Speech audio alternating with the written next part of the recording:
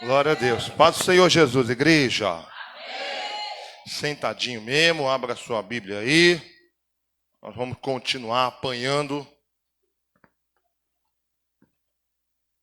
Abra sua Bíblia no capítulo de número 5 de Eclesiastes, também? Capítulo 5 de Eclesiastes.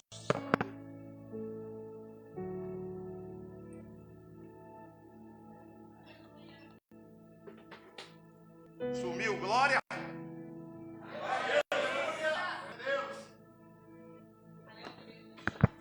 Louvado é o teu nome, Jesus. Aleluia. Eclesiastes, ou o pregador. É a mesma coisa. Capítulo 5 de Eclesiastes.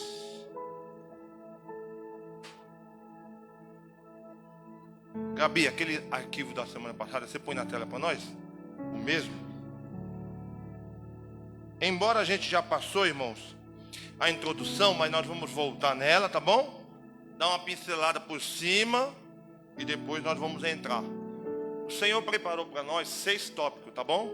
Do capítulo 5 ao capítulo 8.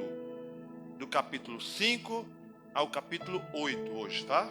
E aí a semana que vem a gente encerra do capítulo 9 até o 12, 4 capítulos para a gente encerrar essa sessão, amém? Eclesiastes capítulo 5, eu quero ler com vocês o verso de número 1, amém? E isso aqui vai ser o ponto de partida para a gente poder entrar naquilo que Deus tem para nós hoje. Eclesiastes capítulo 5, verso de número 1. Vamos lá, toda a igreja. Capítulo 5 de Eclesiastes, versículo de número 1. 1, 2, 3, a igreja.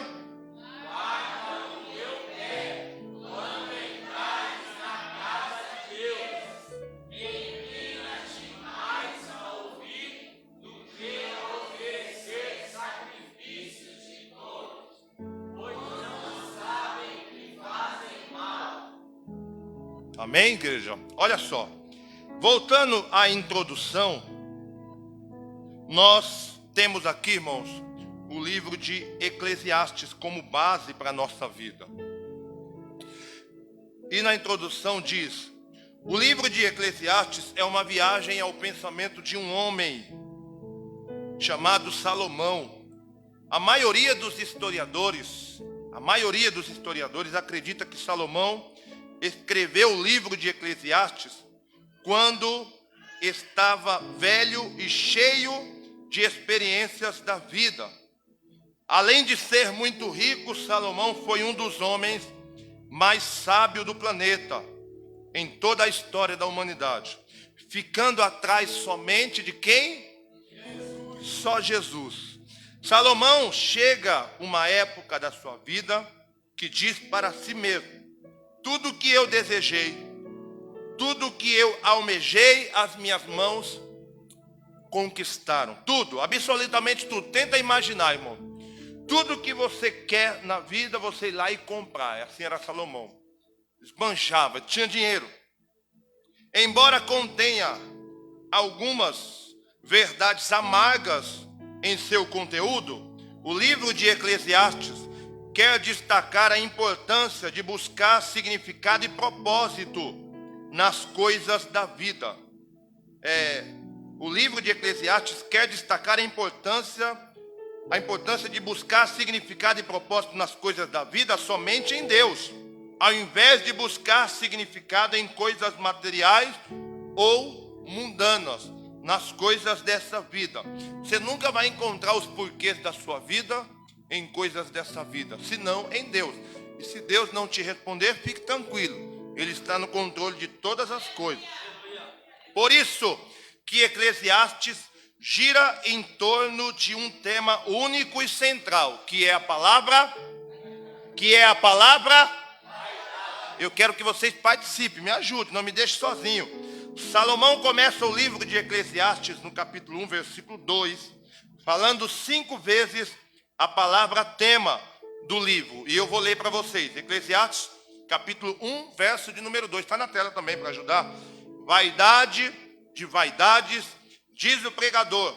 Vaidade de vaidades. É tudo vaidade.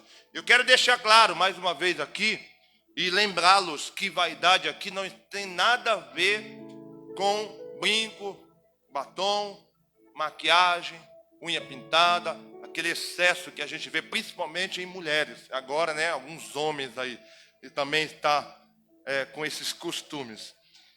A palavra vaidade na Bíblia Sagrada, irmãos, mais especificamente no livro de Eclesiastes, essa palavra é citada mais de 35 vezes no livro de Eclesiastes. Nos seus 12 capítulos é espalhada a palavra vaidade mais de 35 vezes.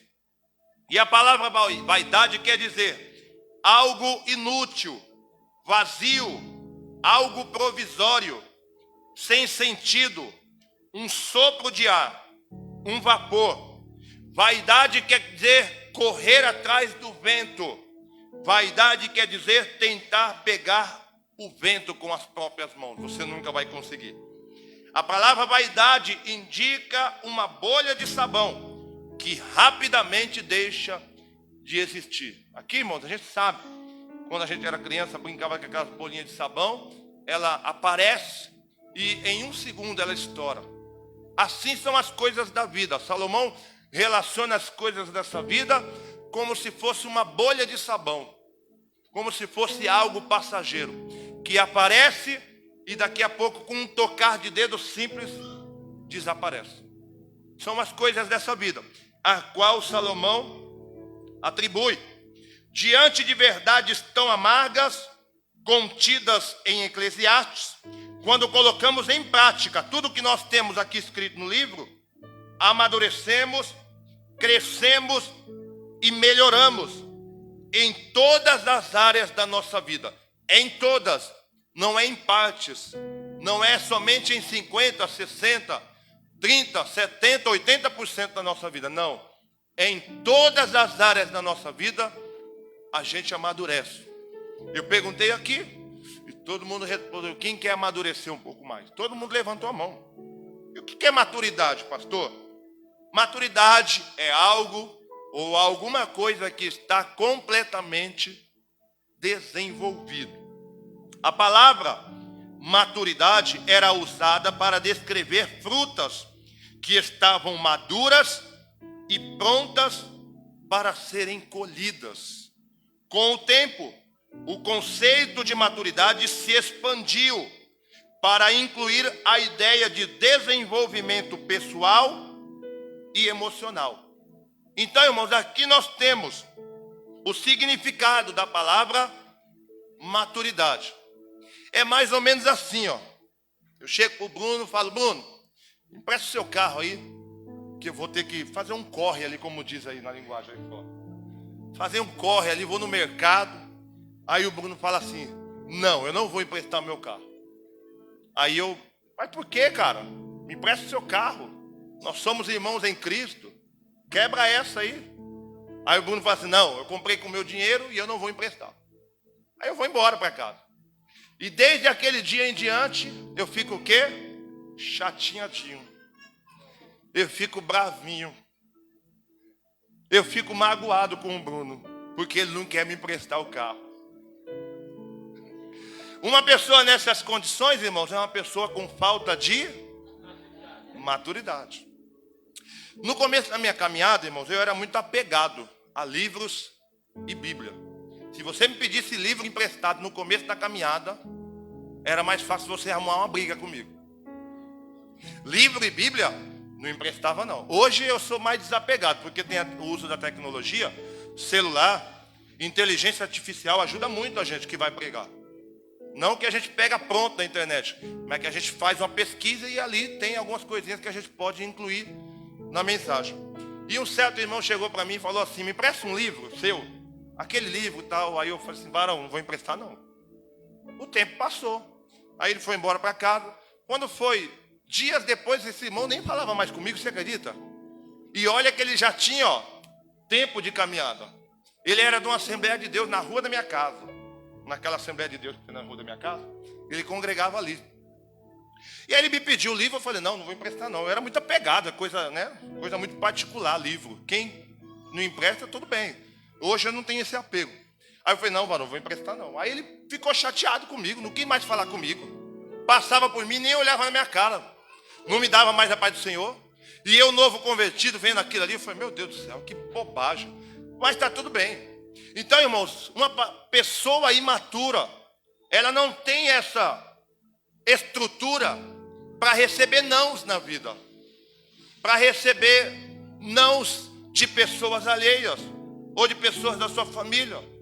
De pessoas da igreja. E Deus, Ele quer que, com o passar do tempo, nós ficamos melhores do que quando nós começamos lá no início. Porque o propósito de Deus, irmãos, é aperfeiçoar cada um de nós. O propósito de Deus é nos melhorar como pessoa, como pais, como filhos, como funcionários, como obreiros, como servos do Senhor. É nos melhorar. Porque um evangelho que não confronta a nossa vida, que não confronta a sua vida, não é evangelho. É um evangelho maquiado de religiosidade. Voltando ao texto, qual que é a primeira coisa que a gente vai aprender aqui? Coloca na tela para nós, Gabi. Capítulo 5 de Eclesiastes, verso 1, 2 e 5. O Bruno leu, eu li, e nós vamos ler novamente todo mundo junto. Tá bom? Capítulo 5, verso 1. 1, 2, 3, a igreja. Guarda o teu pé quando entrares na casa de Deus, e inclina-te mais a ouvir do que a oferecer sacrifício de dor. Versículo 2, Gabi, coloca para nós. 1, 2, 3, a igreja. Não te precipites com a tua boca, nem o teu coração se apresse a pronunciar palavras alguma diante de Deus. Versículo de número 5, Gabi, coloca para nós. 1, 2, 3, a igreja. Melhor é que não votes do que votes e não pagues. Primeira coisa, irmãos, que a gente vai aprender nessa noite aqui no capítulo 5, esse pontapé inicial é que Deus, Ele prefere em muitas situações, irmãos. Eu não vou dizer todas, porque tem coisas que a gente fala e cumpre. Tem coisas que a gente promete e segue à risca. Mas em muitas situações da nossa vida, Deus prefere o nosso silêncio do que as nossas palavras, do que o tom da nossa voz. Porque para Deus é mais importante eu viver do que eu somente falar. O que eu vivo no meu dia a dia é mais importante do que a letra do louvor que eu canto. O que eu vivo no dia a dia é mais importante do que a palavra que eu prego nos cultos. Então percebe, irmãos, qual que é a repreensão do Eclesiastes, do pregador, do Salomão, para o início aqui do capítulo 5, é das pessoas que se precipitam com as suas palavras quando vai falar. Das pessoas que às vezes falam por demais e não conseguem cumprir aquilo que eles falam. E isso, irmãos, diante de Deus é abominável. Isso diante de Deus é algo que Deus não tolera. Deus prefere que você viva na sua essência aquilo que você prega, do que você simplesmente pregar e não viver, ou simplesmente louvar e não viver. E a gente, irmãos, está acostumado a falar e não cumprir aquilo que a gente fala. Seja em qualquer área da vida, principalmente com o Deus Criador dos céus e da terra. Eu vou citar aqui, irmãos, a frase de 2 louvores que nós estamos acostumados a cantar. E eu quero que você medita nessa letra. Por quê? Porque você canta ele com frequência no culto, mas você vive muito pouco. Aliás, nós vivemos muito pouco. O primeiro louvor é aquele louvor do Trazendo a Arca. Te louvarei, não importam as circunstâncias. É um louvor que a gente canta com frequência, mas a gente não está disposto a sofrer qualquer coisa na vida para poder continuar louvando ao Senhor. A gente canta com todo o ímpeto, a gente canta com toda a força da nossa alma. te louvarei, não importam as circunstâncias. Nós cantamos isso muito bem, só que nós vivemos muito pouco, porque na primeira prova que nós passamos, nós fugimos. Na primeira luta que nós enfrentamos, nós queremos parar. Na primeira dificuldade que vem sobre as nossas vidas, nós queremos sentar, chorar e se lamentar. Essa é a verdade, irmãos. Por isso que quando você entra num culto, você não pode viver no automático. E como eu sempre digo, quando você entra num culto e fecha os seus olhos, você tem facilidade melhor de se ligar no trono da graça. Você tem uma facilidade melhor para se ligar no trono de Deus. Mas quando você está com os olhos abertos e cantando, você canta pelo automático. Você louva pelo automático. Te louvarei, não importa as circunstâncias. E os céus lá em cima e os anjos estão dizendo assim, ó, mentiroso. Você quer ver, irmãos, um outro louvor que a gente canta com muita frequência e não percebe aquilo que a gente canta? É aquele louvor da... Esqueci o nome dele agora. Eis-me aqui, estou disponível. Quem é que canta?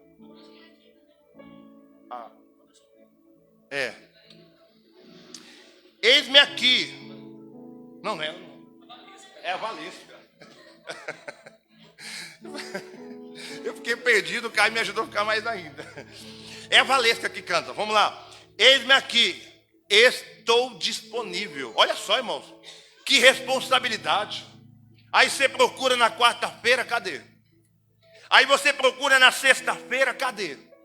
Aí você procura no sábado, cadê? Aí você procura para uma campanha no lar, cadê?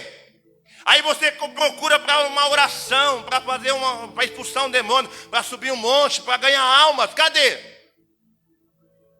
E o efeito do louvor, irmãos, como é que fica na nossa vida? Será que você está disponível mesmo? Ou você só está cantando porque a multidão está cantando? Será que você está mesmo se colocando à disposição de Deus? Ou você está cantando porque está passando no telão? Então, irmãos, o nosso Deus, ele está saturado desse excesso de palavras vazias, que não muda a nossa vida, que não muda o nosso comportamento e a nossa atitude. É através do livro de Eclesiastes, quer eu, ou quer você, ou quer o inferno, irmão, não interessa. Esta palavra aqui, ela sendo vivida, ela sendo pregada e colocada na nossa vida, no nosso coração, nós vamos vivê-la com intensidade. E Deus em cima nos céus será glorificado através da nossa vida. Então, irmãos, o Deus que nós servimos, ele está saturado de excesso de palavras. Porque é muito fácil eu vir aqui como pastor e falar assim, ó, continua no meio da luta.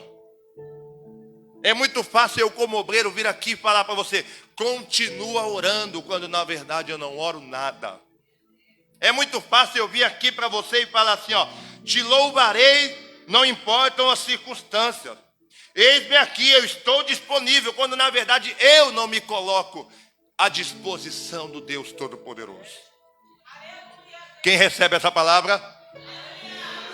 Diga comigo assim, ó, aleluia. Segunda coisa, irmãos, agora nós vamos pular para o capítulo 6. Capítulo 6, verso número 10.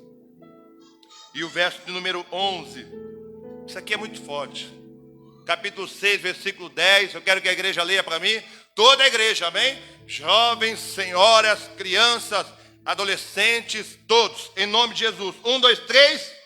Seja qualquer o que for, já o seu nome foi nomeado.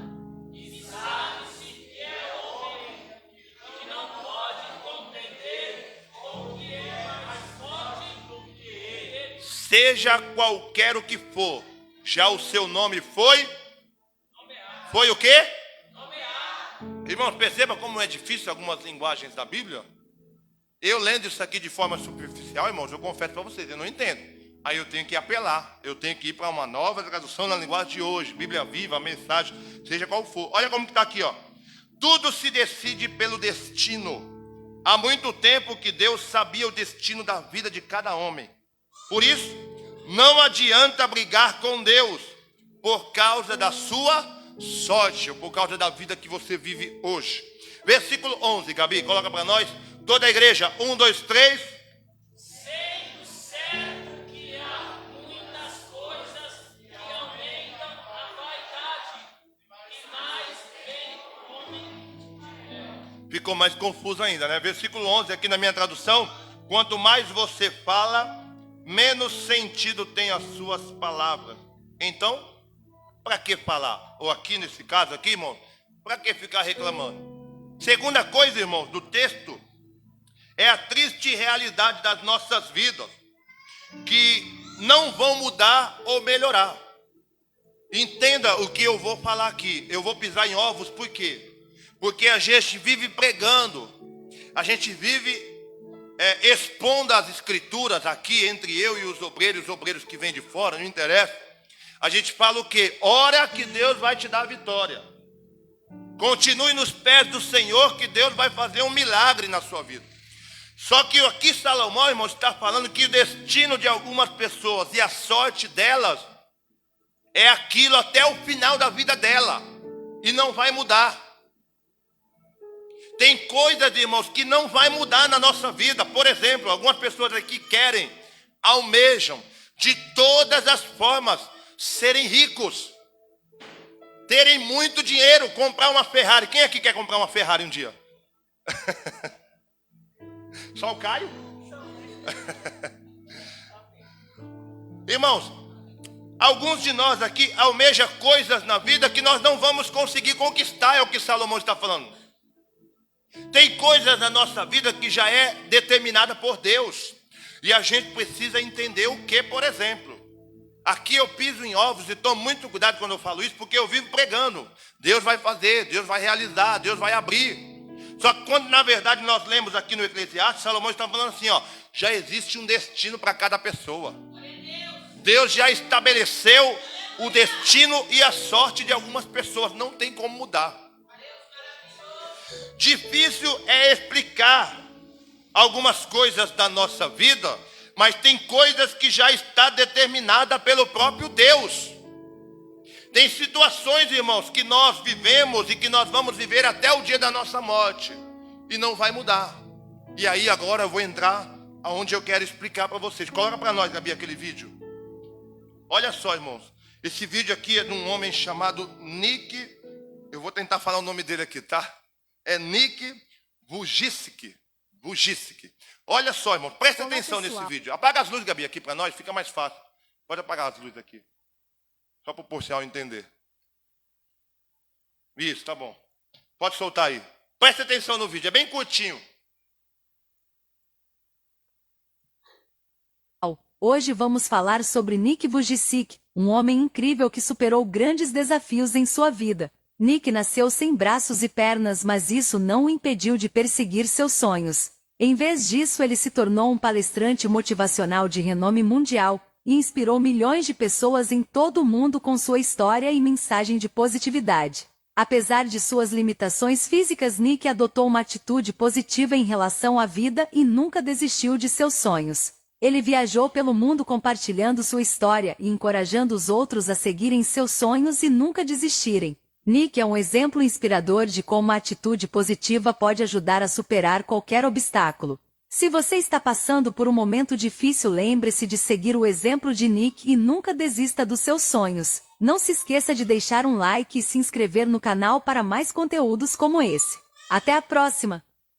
Você pode Olá aplaudir pessoal, a vida pela... hoje vamos falar sobre Nick Vujicic. Aplaudir um a Deus homem pela incrível vida que desse superou rapaz? grandes Você pode aplaudir desafios em Jesus e sua glorificar vida. a Deus? Nick nasceu sem braços e...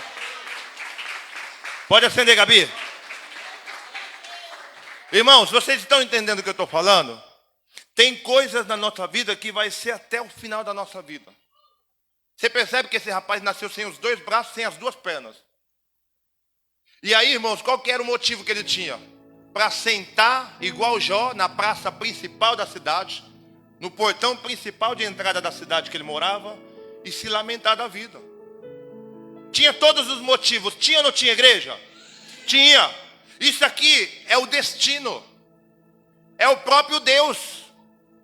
Não tem como, irmãos, a gente mudar algumas coisas da nossa vida.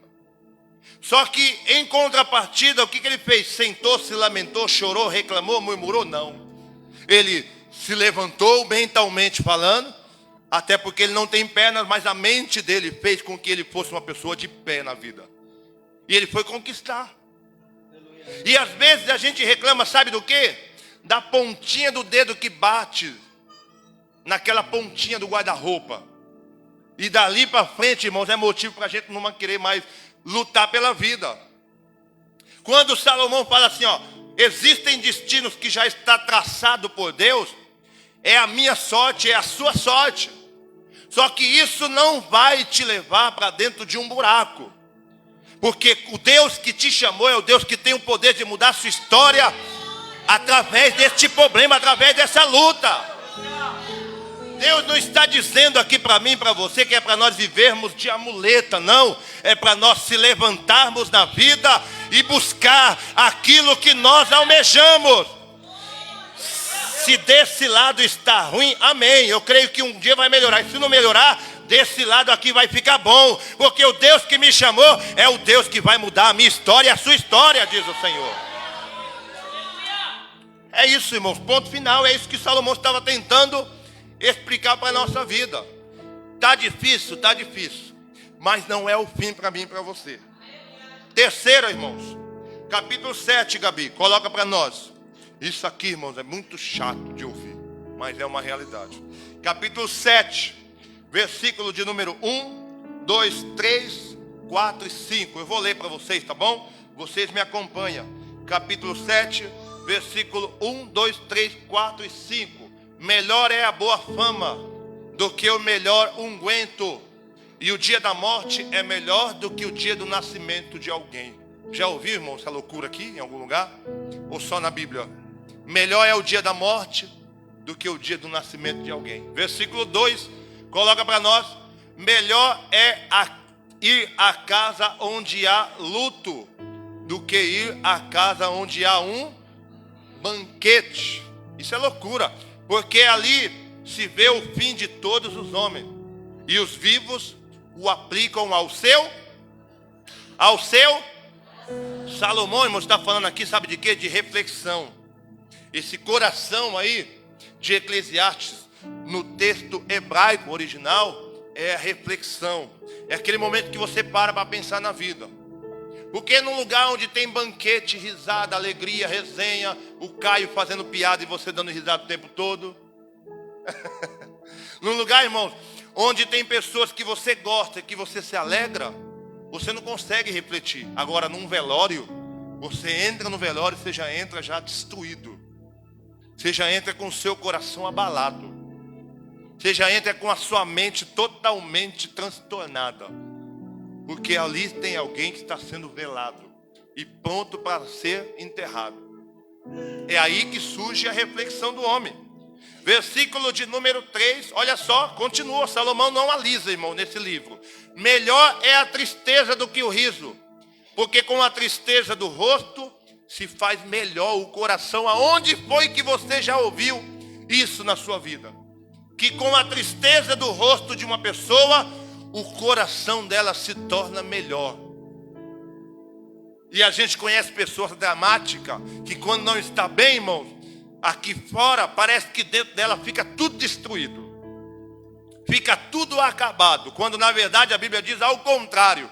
Quando o seu rosto estiver desfigurado pela tristeza, o seu coração, ele está refletindo em Deus, aguardando em Deus.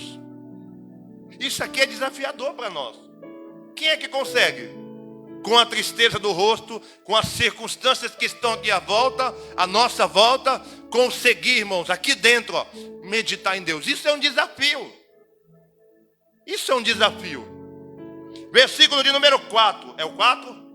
É o 4. O coração dos sábios está na casa do luto, mas o coração dos tolos na casa da alegria. Olha só. O coração dos sábios, da pessoa inteligente, cristã, que teme a Deus, está na casa do luto, na casa daquele que se compadece, na casa daquele que está passando por uma dificuldade na vida, na casa daquele que está passando por um perrengue, que está passando por um momento de luta e de dificuldade. Ele se compadece junto. Isso é cristianismo. É se condoer, é se machucar por dentro pela dor do outro. Igual os amigos do Jó, enquanto estava em silêncio, enquanto estava calado. Porque quando a gente lê o livro de Jó, os amigos deles vieram, se sentaram do lado de Jó e ficaram 7 dias em silêncio. Quantos dias? 7 dias. E quando nós não estamos bem, as pessoas procuram estar do nosso lado e ficam perguntando: está tudo bem? Você está precisando de alguma coisa? Você quer conversar? Eu fiz alguma coisa para você? Eu te magoei? Eu te machuquei? Não. Às vezes a pessoa só quer ficar em silêncio. Olha só, irmãos, continuando, versículo número 5. Melhor é ouvir a repreensão do sábio do que ouvir alguém a canção do tolo. Muito melhor é ser repreendido por alguém que é inteligente, que tem o poder da palavra de Deus em seus lábios, e quando vem com uma palavra, irmãos, vem para nos levantar e para nos colocar de pé.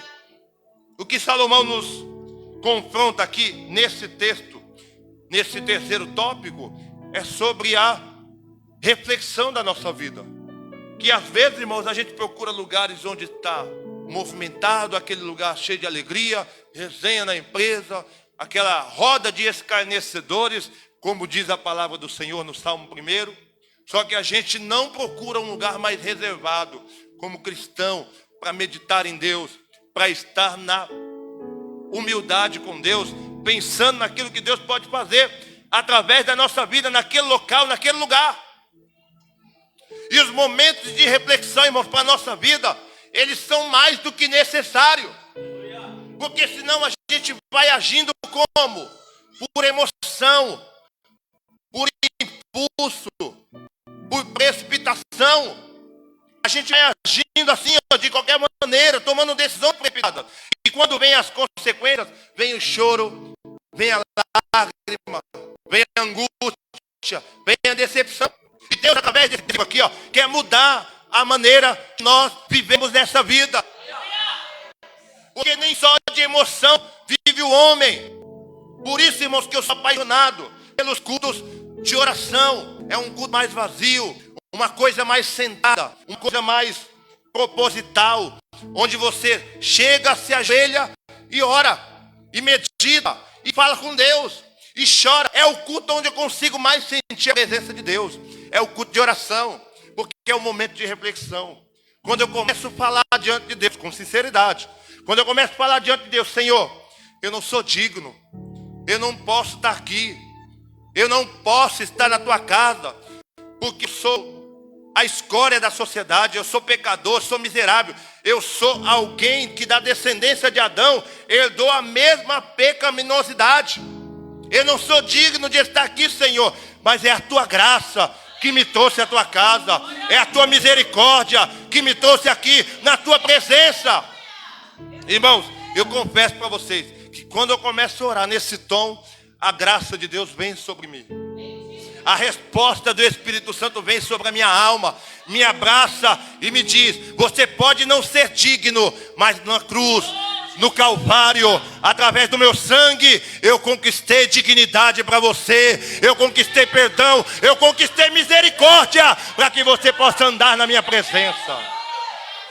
Isso é verdade. Eu não sou digno, eu não posso, mas a misericórdia de Deus, ela me alcança, ela me abraça, ela me coloca de pé e me faz um novo homem e uma nova mulher.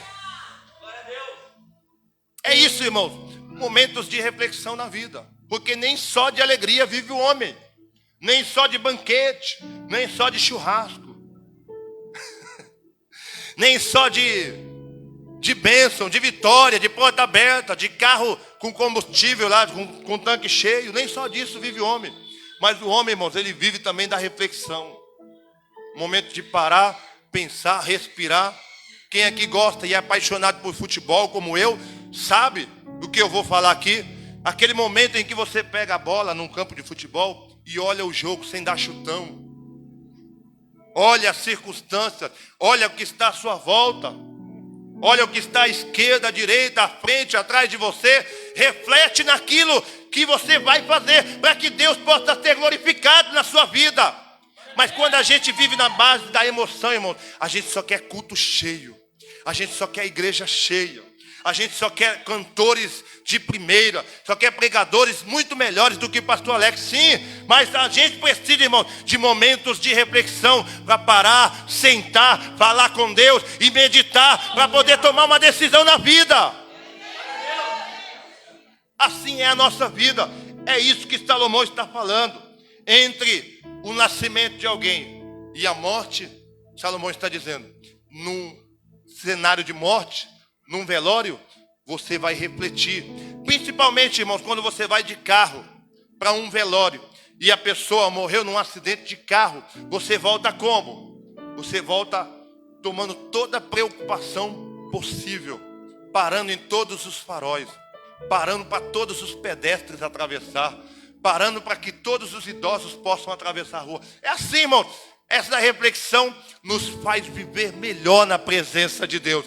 E através desta reflexão, Deus abre os céus sobre nós e derrama as bênçãos, derrama as vitórias e derrama aquilo que nós almejamos. Você recebe isso para a sua vida nessa noite? Quarta coisa, capítulo 7, versículo de número 10. Eu quero que a igreja leia para nós.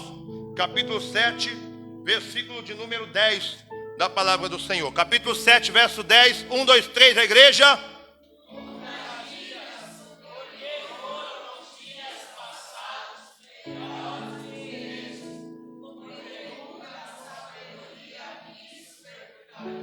Nunca digas, olha o que o Salomão está falando, irmão. Nunca digas, porque foram os dias passados melhores do que este. Tem um provérbio aí fora no mundo que diz, quem vive de passado é? Poderia ser bíblica, irmãos, essa frase. Quem vive de passado é museu. Quem vive de glórias do passado é museu. Ou santos, né?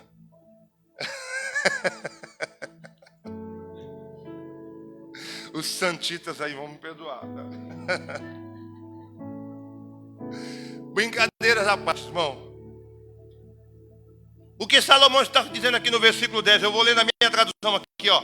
Nunca deseje que os velhos tempos voltem, porque você não sabe se eles foram realmente melhores do que os de hoje.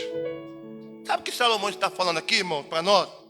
É que às vezes a gente fica preso em situações e circunstâncias do passado que acaba comprometendo a nossa vida presente e o nosso futuro. Eu me deparo até hoje com crentes velhos na caminhada, com 30, 40 anos de caminhada, e eles dizem, mas na minha época era... Não, na minha época o negócio... Naquela época lá? Naquela época lá... Hoje não. Para mim, irmãos, isso é viver do passado. Porque para mim o Deus é o mesmo. O que mudou foi as pessoas, só que a gente está falando de experiências pessoais e particular. Se a gente ficar preso ao passado, eu estou dando um exemplo do que acontece no nosso meio, no meio religioso. Mas vamos abrir esse leque. Que às vezes a gente fica preso em coisas do passado, quando na verdade Deus tem coisas muito maiores para nós. Deus tem coisas muito mais gigantescas para nós do que nós já vivemos no passado. Quando nós ficamos presos ao passado, nós estamos limitando um Deus que pode realizar coisas extraordinárias na minha e na sua vida. Por isso, irmãos, que nós não podemos, em hipótese alguma, ficar presos a coisas do passado. Porque o nosso Deus é Deus de novidade.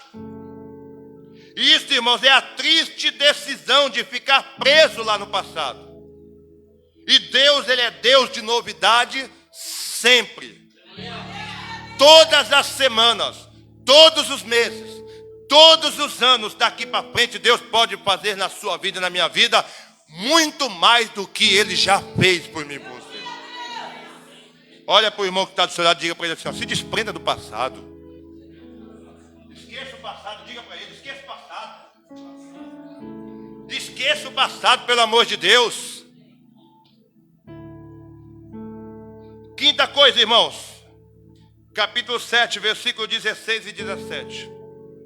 Capítulo 7, versículo 16 e 17. Eu quero que a igreja lê para mim, por favor. Vamos lá? 1, 2, 3, a igreja. Não sejas demasiadamente justo, nem demasiadamente sábio, porque destruirás a ti mesmo. Versículo 17, a igreja.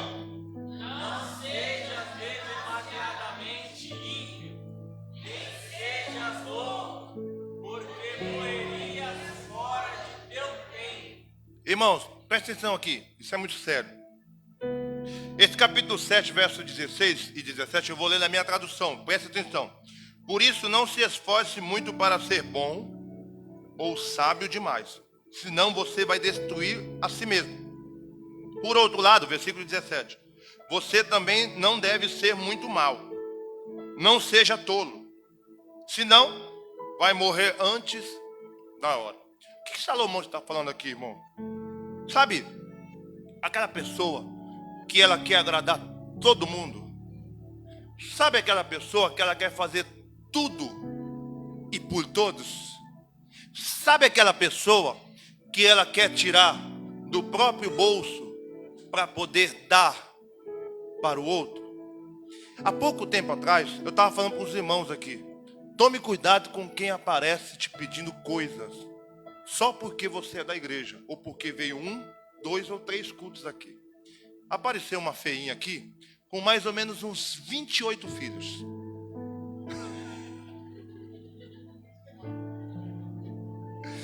Gente, era muito menino. Era menino demais. Ó, se junta o pastor Vitor e o Bruno, pô, não ganha daquela mulher. Irmãos, presta atenção. Essa mulher entrou aqui com algumas crianças. Ela sentou, assistiu o culto, terminou o culto, ela veio até mim e falou assim, pastor, eu estou precisando de alguns alimentos em casa. O senhor pode me ajudar? A gente realmente não tinha nada aqui. Eu falei assim, vamos fazer o seguinte, você mora aqui perto? Mora. Amanhã vai ter ensaio aqui, eu quero que você venha aqui e eu vou arrecadar um alimento. Foi uma coisa rápida. Pedi para alguns irmãos, falei com o Gilmar, a gente comprou uns alimentos, trouxe aqui para a igreja. Chegou aqui, ela veio no horário que a gente combinou. Ela veio aqui, pegou a cesta, muito obrigado, tal. Vou congregar com vocês, não sei o quê. E, né, eu gostei daqui. Falei, amém, glória a Deus por isso. Eu não tenho essa preocupação, irmão, de ajudar e vai ficar aqui, não. Comigo não tem essa. Se precisa de ajuda, mesmo não fazendo parte da nossa tribo, a gente ajuda, não tem problema.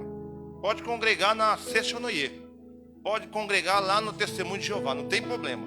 Se vier aqui pedir ajuda, a gente ajuda, não tem problema. Beleza. A gente ajudou ela. Ela voltou depois de alguns dias. Eu não lembro como que foi. Alguns dias depois, ela voltou. Terminou o culto. Ela me procurou. Pastor, precisa de algumas coisas lá em casa e tal. Eu falei, ó, a gente não tem alimento.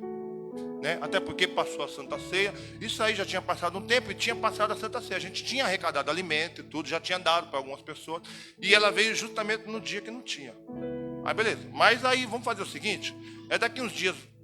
eu determinei um dia para ela, e você volta, a gente ajuda você. Tal. Beleza. Aí ela tinha pegado meu telefone, e como eu sempre faço com todo mundo que vem aqui pela primeira vez, eu pego o telefone e tal, para a gente poder, né, interagir com a pessoa. De repente a pessoa está sem congregar, é uma alma que está ferida, está precisando, né, de ajuda, a gente ajuda. Beleza. Ela me chamou no WhatsApp e falou, pastor, eu precisava de R$20, você tem para me emprestar? Aí eu falei, irmã, eu não tenho dinheiro. Infelizmente eu não tenho. Nossa, mas todas as vezes que eu vou pedir ajuda para você, você sempre fala que não dá, que não tem. Quando eu vou em outros lugares, os pastores me ajudam. Só você que não me ajuda.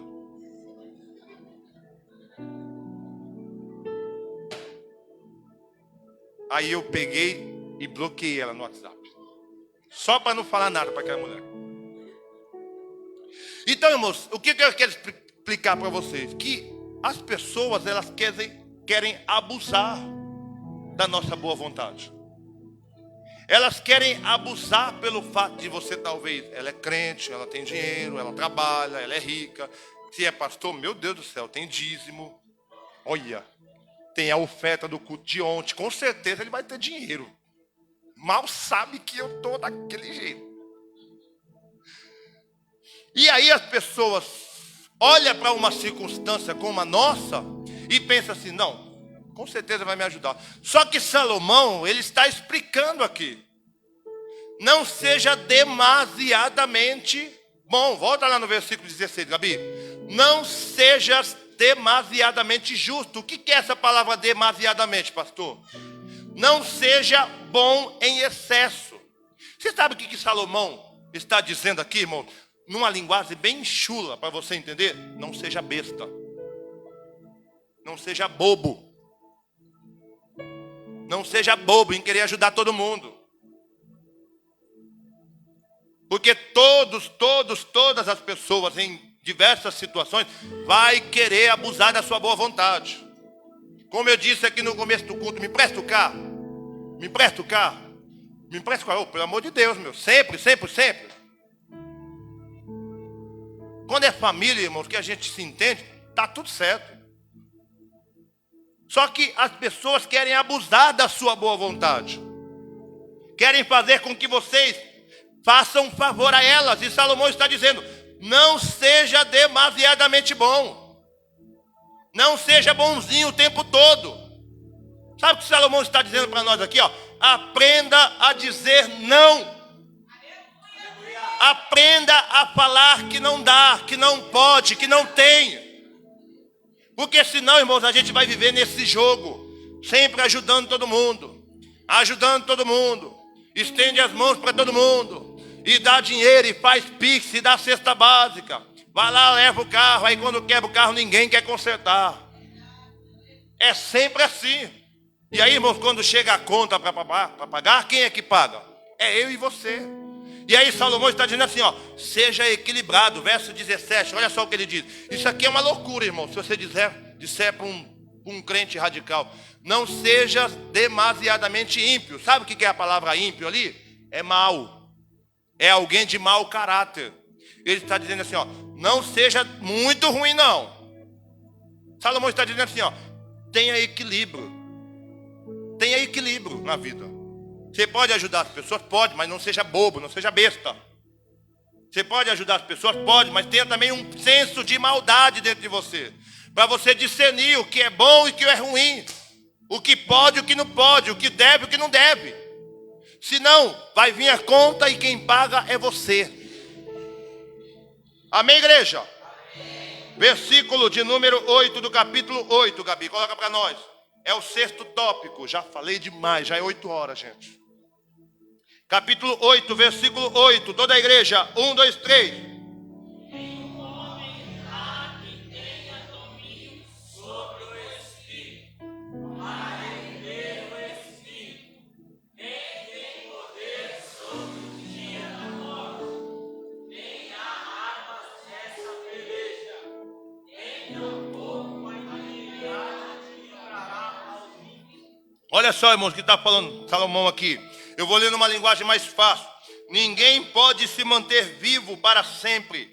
Ninguém pode evitar o dia de sua morte.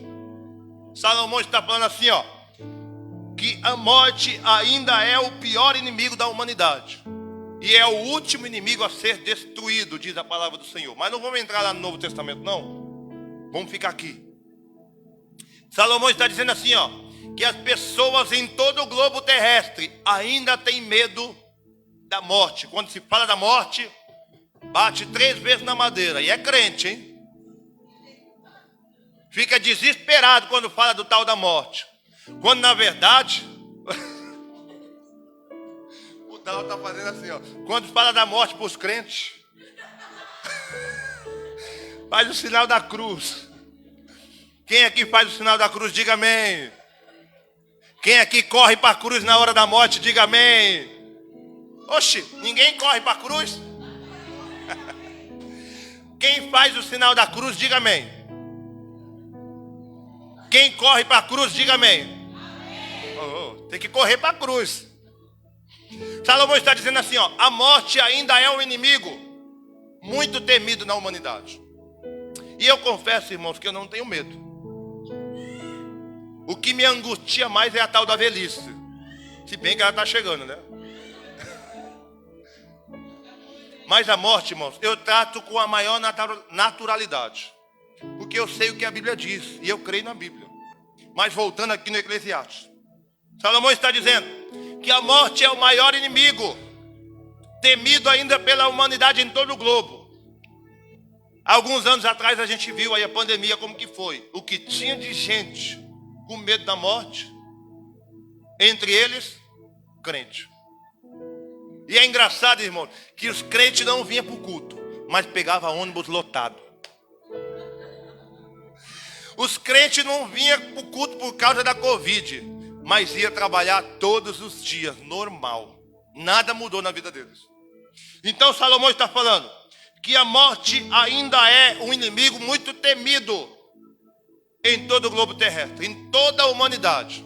Quando se fala na morte, irmão, não tem valente, não tem homem de aço, não tem Superman.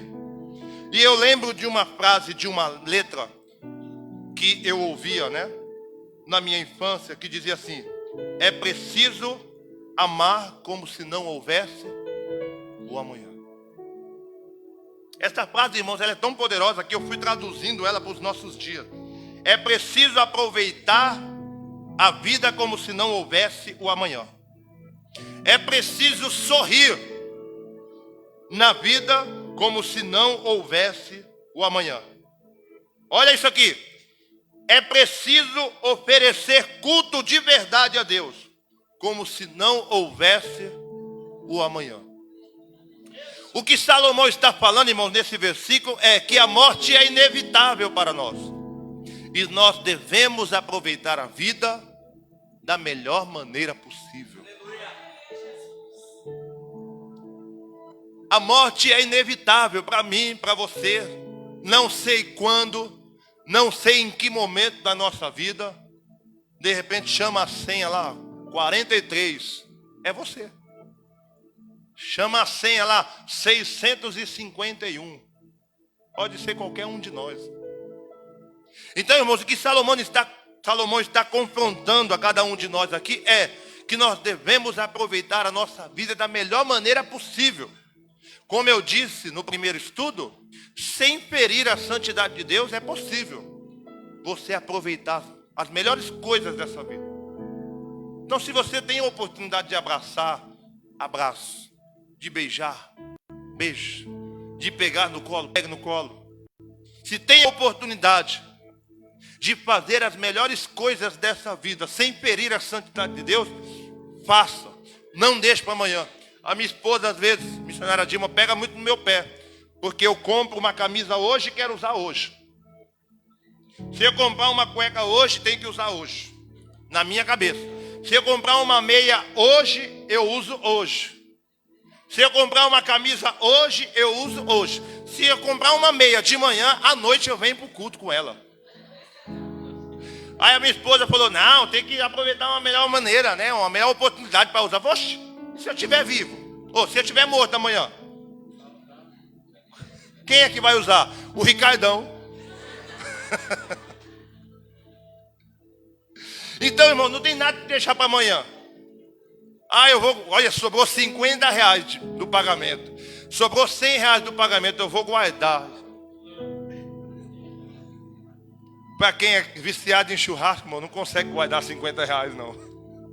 Para quem é viciado numa coisinha mais diferente no final de semana, aí você olha lá para os meninos, tudo com fome, querendo comer um negócio diferente. Vai guardar 50 reais como, Bruno? Fala para mim. Vai guardar 50 reais como, pastor Vitor? Fala para mim. Vai passar na Labamba, vai passar na Guimarães para me ver aí um centro de salgado, porque hoje eu vou aproveitar a noite da melhor maneira possível. É isso que Salomão está falando, irmãos, para a gente aproveitar a vida da melhor maneira possível. Porque tem gente que só gosta de trabalhar.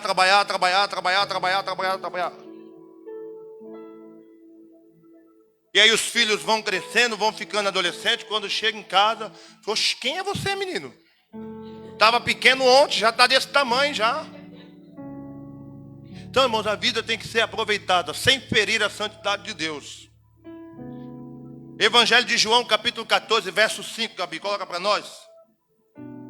Aliás, Jó, eu estou lendo aqui, mas é Jó, não é João, é Jó. Jó, capítulo 14, verso 5, para a gente encerrar, tá bom? Engraçado, semana passada com 8 tópicos foi 40 minutos. Quantos minutos você me deu? Você falou que ia me dar 1 hora, né? Você não me deu 1 hora. Vamos lá, Jó capítulo 14, verso 5. Toda a igreja para a gente encerrar. 1, 2, 3. Seus dias estão determinados, contigo está o número dos seus meses, e tudo nos veste de Visto que os seus dias estão determinados.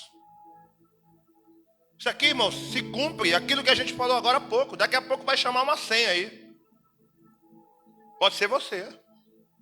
Pode ser eu. Quarta-feira você chega aqui, cadê o pastor Alex? Morreu. Foi embora.